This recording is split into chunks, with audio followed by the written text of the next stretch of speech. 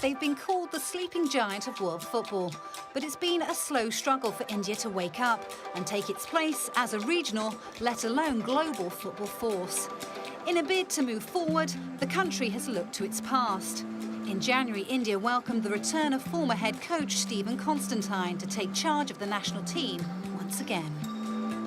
It's very good to be back in India. I had a great time the last time around, and I plan on having a great time this time around as well. Englishman Constantine is back in India after 10 years on the road. During that time, he's managed national teams in Malawi, Sudan, and most recently, Rwanda. It's a colourful coaching CV, and he's noticed some changes in that time. The playing surfaces are much improved. The players coming are more aware of what's happening. They seem like they've had coaching, you know, whereas before it was not always the case. The thing that hasn't really changed much is the youth development, and we really got to put our money and our focus and our energy in developing the youth of India. I think we need to re-establish ourselves, regain the respect of Asia, because at the moment we're pretty much a laughingstock, and that has to change, and that will change. A country of 1.3 billion people means there's a large pool of talent. The difficulty has been identifying them and then moulding them into a winning team. There are diamonds everywhere. You've got to dig them out, polish them, cut them, and then you stick them in a ring. You don't take a diamond out of the mountain and put it in a ring. An all-star international cast took part in the first Indian Super League. And some local talent came to the fore, like defender Sandesh Jingan.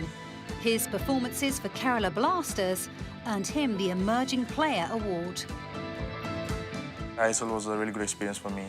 I think it started benefiting Indian football from the day one. You can see all these people coming. It's not every day you get a chance to play alongside Materazzi or the David James, you know, playing against them, the players you used to see on television. So when you're standing around Del Piero, Robert Pires, it's a new experience, and I learned a lot. So I hope to carry all this experience with me.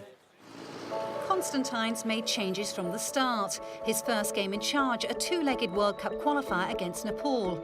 And young players like Sandesh got their chance to seal their place in a new-look team.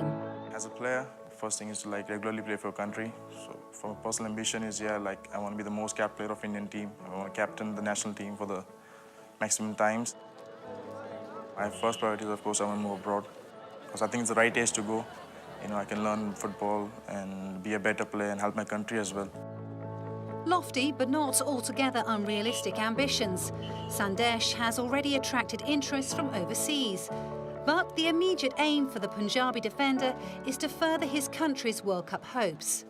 India have yet to compete in the FIFA World Cup finals.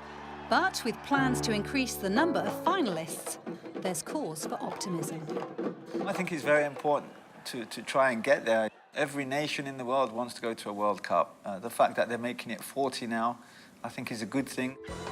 India kept the dream alive thanks to 2 goals from Sunil Chetri in the first leg in Guwahati, meaning they take part in the second round of qualifiers, in a group with Oman, Iran, Turkmenistan and Guam. You should always aim for the sky. So it's, of course, the World Cup in Russia. But I think more important, we need to perform regularly good football in Asia. You start playing big countries like Australia, Japan, you know, get the confidence in, start playing good football. And we need to be like the big guns in Asia. The qualifiers started last week with a narrow defeat to Oman. So now, can that sleeping giant wake up? It doesn't mean anything. I really don't understand. Possibly we're not sleeping and we're in a coma. And we need to wake the hell up. And we will.